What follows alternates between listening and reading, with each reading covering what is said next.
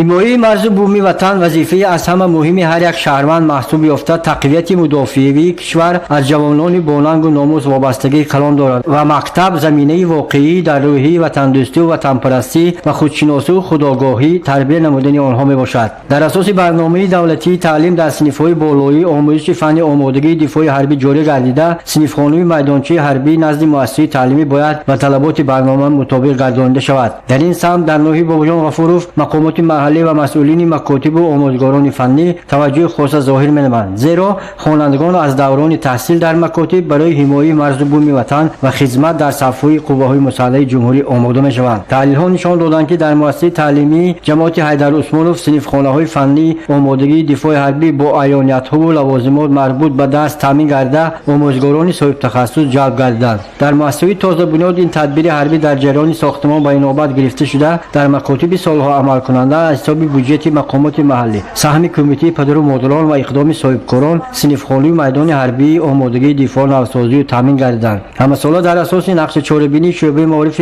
مقامات اجرایی حاکمیت دولتی برای از نزدیک آشنایی پیدا نمودن با بود و باش و شرایط خدمت حربی خوانندگان از قسم‌های نظامی بازدید به عمل می‌آورند.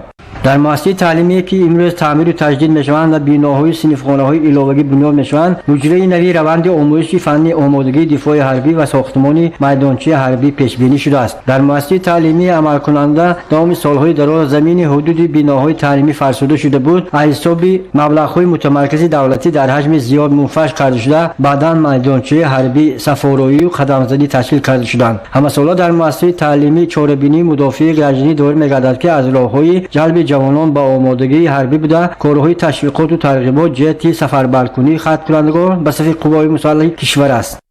در دعوت بهاری یک نفر بعد از ختم کورس رانندگی سفربر کرده شد. امروز باشد 4 نفر خط کنندگان مؤسسه آماده هستند که بعد از ختم کورس رانندگی به صف قوای مسلح جمهوری تاجیکستان شامل شوند.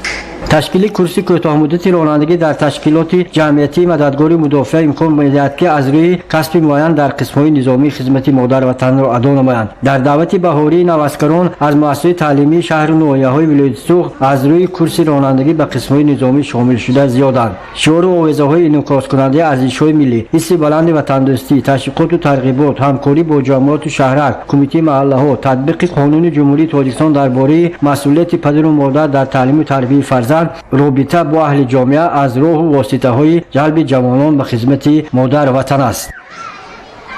مقصد تطبیق سیاست دولتی اکولوژی جمهوری تاجیکستان تشویق و ترغیب ماهیت 10 ساله بین المللی عمل آب برای رشد استوار برای سالهای 2018-2028 در بین خوانندگان مؤسسه‌های تعلیمی ولایت ختلان آزمون ولایتی سبز بادا کشورم برگزار گردید.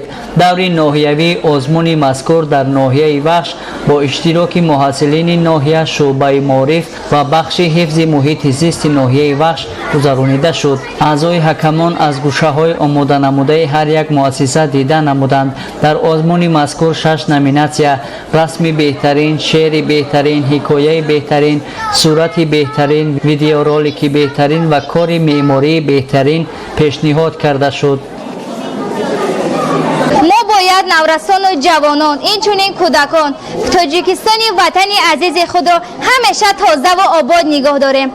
تازه نگاه داشتن محیط زیست اینچنین دیاری عزیز خود قرض هر یک شهروند است. ما کودکان میخواهیم که تاجیکستانی ما که باد و هوای تازه دارد باز تازه‌تر و آباد و زیبا گردد. همین گونه جهد و تلاش‌های حکومت جمهوری تاجیکستان در حمایت از وضع اکولوژی جهان زمینه استوار می‌گذارد. در تامین حفظ محیط زیست سهم اهالی شهرک و دهات، کارخانه‌ها، تشکیلات و مؤسسه‌ها ضرورت دانسته می‌شود. مخصوصاً تربیت درست معرفت اکولوژی میان جوانان و نورسان به هدف رسیدن تدبیرهای اکولوژی مساعدت می‌کند. در دایره همین اقدام و نظارت مقامات حفظ محیط زیست در شهر و ناحیه‌های ولایت کارهای آبادانی و سبز و خرمگردانی به سامان رسانیده شدند.